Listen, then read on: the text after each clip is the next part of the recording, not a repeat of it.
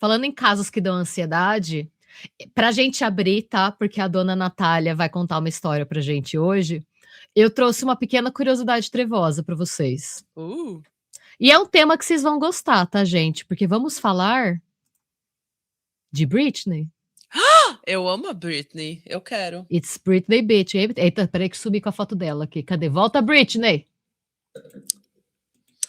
Eu tô aprendendo a usar isso ainda, tá, gente? Ai, meu Deus, agora sumiu a Natália.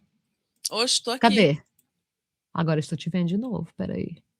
Aqui, voltou a Britney. Agora sim, agora tá do jeito que eu queria. Beleza. O que eu vou contar pra vocês, gente? Vocês sabiam que a Britney já morou numa casa assombrada? Ela já Eu vou te morou na casa. Ela não morou na casa da Britney Murphy? Se prepara com essa história. Essa história. Essa história é tensa. Conte-me tudo. Deixa eu pegar aqui. Deixa eu pegar minha mãozinha. Pois pegue sua mãozinha. Cadê? Agora, gente, eu tô assim, é sexta-feira, é difícil, tá? Porque agora eu perdi o meu roteiro, que eu tava preparando até agora, achei. Aqui. Então, gente, quem contou essa fofoca foi essa moça da foto, que tá. Ela é uma amiga pessoal da Britney, que foi maquiadora dela por muitos anos. O nome dela é Juliane Kai. E ela deu uma entrevista uma vez há algum tempo para um podcast que chama We Need to Talk About Britney. We Need to Talk About Britney. Em que eles contam histórias da Britney Spears, tá? Até para dar a origem dessa história, quem me contou foi o Lucas, um amigo meu do trabalho. Lucas, eu não sei se você vai assistir essa live ou não, mas se você for assistir, essa história que você me mandou, eu falei, mano, essa história precisa ser contada pro mundo, essa história vai ser contada pro mundo. Então, ela foi nesse podcast dar uma entrevista, e nessa entrevista, ela comentou do tempo em que a Britney estava com o Justin, e de quando especificamente ela morava na casa localizada no número 1893 da Rising Glen Road, de Los Angeles. Então, a Britney, ela sempre comentou para essa amiga dela que ela achava que aquela casa tinha alguma coisa esquisita. Só que assim, a gente sabe como é que é, infelizmente, né, a Britney Spears sofreu abuso de todas as formas possíveis e imagináveis da família, de maneira que, principalmente entre o término com o Justin, né, ela conheceu o Kevin, foram anos bem tensos da vida dela, então meio que ninguém deu muita bola, ela era muito infantilizada, então ela falar e uma criança falar para as pessoas era meio que a mesma coisa, Era sabe? a mesma coisa, que péssimo. Pois é, então assim, ela sempre falou que a casa era esquisita, mas todo mundo ignorou. Karine, também não gosto do Justin, eu acho ele um loser. Também não. É isso que eu tenho a dizer, mas enfim, eu não sei nem se eu posso falar isso, desculpa YouTube, não queria ofender ninguém, mas não gostamos dele. Eu acho que uma Enfim. pessoa que trai a Britney Spears e depois acusa ela de traí-lo pra mídia inteira, pra se fazer de dodói, enquanto ela é criticada pelo país inteiro, pelo mundo inteiro, não é uma boa pessoa. Mano, ele conseguiu, ele abusou e depois ele vai lá e trai a Jessica Biel. Ah, não, isso também, mas o que ele fez com a Janet Jackson, né? E de algum jeito o mundo culpou ela. Pois é. É umas coisas, enfim. Mas voltando pra casa da Britney. E aí, essa amiga dela, tem até mais foto, elas eram bem próximas mesmo, ó. Elas, tipo, saíam bastante juntas e tal. Elas eram muito próximas, tipo, a ponto dela ouvir a Britney. Tanto que ela fez um amigo dela que era profissional de reiki. Reiki ou reiki? Reiki. Reiki. Ela pediu pra esse amigo ir lá fazer uma sessão de reiki nela. E ele falou que ele sentia que ela tava com uma energia intensa. Mas que tirando essa energia intensa, ele fez o que ele conseguiu pra deixar ela relaxada. Só que depois que esse cara saiu, ela começou a cismar que ele tinha, propositalmente ou não, tá? Eu não entendi pelo depoimento dela se o que ela tá falando é uma acusação ou se é, tipo, um comentário, assim. Mas ela disse que, por algum motivo, esse cara abriu algum tipo de portal espiritual na casa. Ok. Ou que, né, tipo, eu não sei, né, eu já falei isso algumas vezes, eu não sou uma pessoa muito espiritualizada, eu não sei direito como essas coisas funcionam, Mas eu já comecei a minha pesquisa para um roteiro que a gente vai fazer sobre o Aleister Crowley, e por conta dessa pesquisa paralela, que não tem nada a ver com esse caso, eu tô pesquisando um pouco sobre a prática que os satanistas tinham, né, os satanistas mágicos, não os ateus, tinham na época do Crowley, de tentar conjurar portais nas casas, né? É inclusive essa lore que inspira a primeira temporada de Sandman.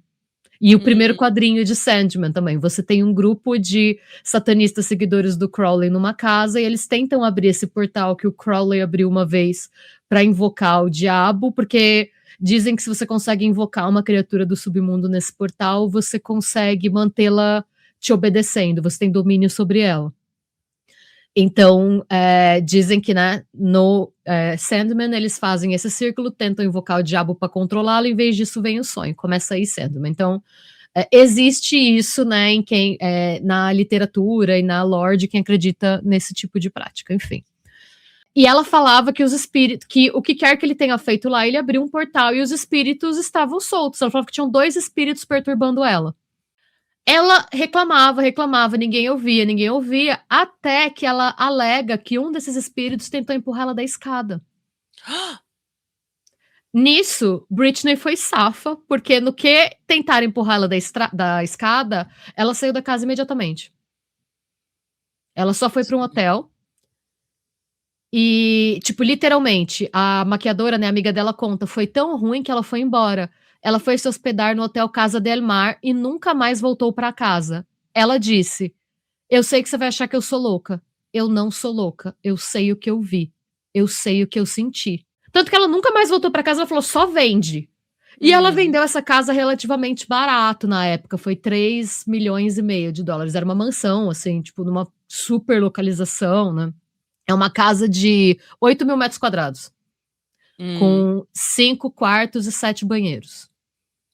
Tá. Enfim. E aí quem comprou foi a Brittany Murphy. Que a gente sabe o que aconteceu. Gente, a Brittany Murphy também não gostava da casa. E assim, não só a Brittany Murphy, né, gente? A Brittany Murphy comprou essa casa. Mais ou menos 1 ano depois de comprar essa casa, ela faleceu. Ela teve uma morte super misteriosa. A causa da morte dela foi dada como pneumonia com anemia por deficiência de ferro e intoxicação por múltiplas drogas como fatores contribuintes. Só que é muito estranho uma pessoa de 32 anos adquirir essa condição com toda a estrutura que ela tem, né, com o acesso, né? Ela era muito rica e ela era uma atriz famosa, ela estava sendo acompanhada de perto por muita gente o tempo todo. É muito esquisito, até hoje é considerado muito esquisito. E no começo todo mundo desconfiava do marido dela. Só que 5 meses depois, o marido morreu. Da mesma coisa, exatamente a mesma coisa, gente. Pneumonia e anemia com 39 anos. Mas não era, a pneumonia era pro mofo, né? Eles tinham não acharam mofo na casa. Acharam? Não acharam mofo na casa. A perícia não achou mofo na casa. Eu e falam. Que então, um pouco depois que o marido da Brittany Murphy morreu, tipo, saiu uma matéria no Hollywood Reporter em que falam que a Brittany Murphy, vou citar a matéria, ela absolutamente odiava a casa da Rising Glen. E aí citam, né, nessa matéria uma frase dela, que ela diz: toda vez que subíamos pela Sunset, eu dizia, por favor, podemos ficar no Beverly Hills Hotel? E ele respondia, amor, você precisa ser realista, nós temos nossa casa, uma casa de 10 mil pés quadrados, vamos ficar nela. Nossa. Ela devia ter feito que nem a Britney. Mas ela tava muito fragilizada também, né? Falam ela tava muito vulnerável. Esse é um caso que eu penso em fazer ainda, falando. É que é um caso que me deixa tão triste, eu gostava muito dela. Eu gostava também. Eu vi o documentário What Happened, Britney. Não. É Britney. É que a gente falou da Britney e da Britney, então é normal confundir. Da Brittany Murphy. What Happened, Brittany Murphy. E eu gostei muito do documentário, mas eu tinha a impressão de que eles tinham achado mofo na casa ainda. Então, foi a primeira hipótese da polícia. Porque pneumonia... Foi a única coisa que eles encontraram. Que ela tinha, né? Nota da editora. Em relação ao mofo, uma matéria de 2025 da revista People traz a seguinte informação. Havia especulações de que as mortes do casal poderiam estar relacionadas ao mofo na casa, mas o Instituto Médico Legal descartou essa hipótese em 2010. No entanto, a mãe de Monjack, Linda Monjack, continuou alimentando a teoria quando declarou ao Daily Mail, em novembro de 2013, que seu filho havia encontrado mofo severo na casa antes de sua morte. Tudo o que sei é que antes da morte de Simon, ele estava tendo alucinações de que coisas estavam saindo rastejando de sua pele, disse ela. Letícia, ele não só era muito. A Letícia falou, desculpa, o marido dela era meio shade. Ele era muito shade. Depois, ele tentou pegar a mãe da Brittany Murphy pra ficar com o dinheiro ainda. Nos 6 meses que ele ficou vivo. Ele era extremamente controlador. É. Eles tiravam foto, ele e a mãe dela. Ah, gente, foto como se fosse um casal. É. Horrível. Ele abraçando ela por trás, assim, como se fosse um casal em luto pela filha. Péssimo, péssimo. Ele era horrível. Deixa eu ver se eu peguei essa foto. Eu vi essa foto. Sempre o feio. Mas ele era extremamente shade. Ele tinha. Tipo, ele era aquele maluco lá da Fire Island, sabe? Só que versão Hollywood. Sim. Ele tinha. Ele basicamente, ele falava que ele era um diretor de cinema, só que ele só tinha o crédito em um filme, que ele só conseguiu porque ele processou a produção do filme. Ele ganhou um crédito em troca do processo. É sério, ele vivia de sugar as pessoas, ele era um golpista mesmo. Ele era um alpinista social, péssimo. Interesseiro. Tanto que se ele não tivesse falecido, talvez ele tivesse sido investigado, porque na época em que ela perdeu a vida, falaram muito dele. Sim, eu lembro. Porque ele isolava ela, ele era mega abusivo, ele queria controlar a carreira dela. Ninguém entendia por que ela estava com ele. Porque ele não era bonito, ele não era legal, ele não era simpático, ele não era absolutamente nada. Aqui. Esse é ele, gente. Esse é o casal. Pois é, ela era tão linda. E tão talentosa. Brian, é o mesmo software que a gente usou em dezembro, só que a gente pegou a versão premium agora que a gente viu que a gente vai fazer mais live. A gente estava na versão gratuita. Agora temos nosso logo, temos o nosso fundo, agora a gente tem mais personalização. Pois é, estamos mais profissionais. Mas é isso, o que você acha? Você acha que tinha um portal na casa? Eu não entendo muito dessas coisas. Se alguém aqui for ocultista, não sei nem se ocultista é o termo certo, tá? Desculpa se eu estiver sendo desrespeitosa. Mas... eu não acredito muito em portal, essas coisas, mas eu acredito muito em energia. E às vezes eu acho que tem energia, tem lugar que tem uma energia ruim. E daí eu acho que essa energia deve se manifestar de alguma forma, não sei. Eu não sei dizer se é fantasma, se é demônio, se é espírito, se é portal, mas eu acredito muito que tem, porque tem lugar que você sente, tem lugar que você não tem explicação. Você entra no lugar, chega a te dar uma dor de cabeça, chega a te dar um negócio. Tem gente que entra, você tá bem, tá todo mundo bem. Daí a pessoa entra no lugar, a pessoa parece que carrega uma nuvem com ela, se sente até mal, desconfortável. Isso aconteceu comigo na academia uma vez e eu fiquei horrorizada. Sério? Sério, eu sempre treinava aqui perto de casa, daí eu fui treinar um dia e eu tinha esquecido meu fone de ouvido. Daí eu falei, putz, vou ter que me concentrar. Beleza. Daí tô eu lá, comecei a treinar, comecei a aquecer e tinha um cara treinando do meu lado. Esse homem, Renata, não olhou para mim. Ele não fez nada de inconveniente, de desrespeitoso.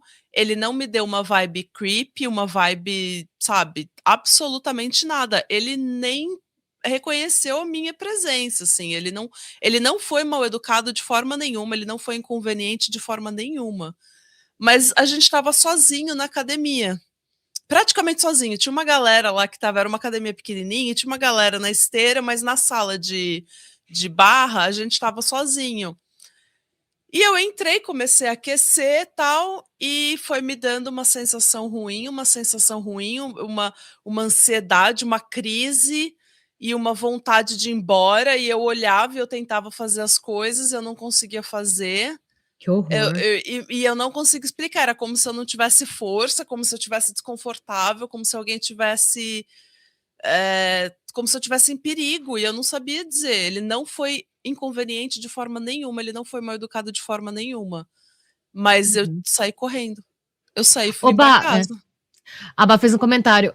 Reiki é só uma prática de energização através da imposição de mãos, tipo, canalizar energia de cura. Nunca vi nada de portal a qualquer manifestação exterior. Então, eu não acho que teve a ver com o cara do Reiki. Eu acho que ela tava sentindo alguma coisa na casa e que ela tava cada vez mais paranoica. E que, às vezes, o cara do Reiki foi lá, ela se sentiu melhor e, de repente, ficou mais sensível para alguma coisa que estava ali. Em nenhum momento, desculpa, até eu nem pensei que fosse que o cara do Hayek pudesse ser responsável por nada, sabe? Eu imagino que...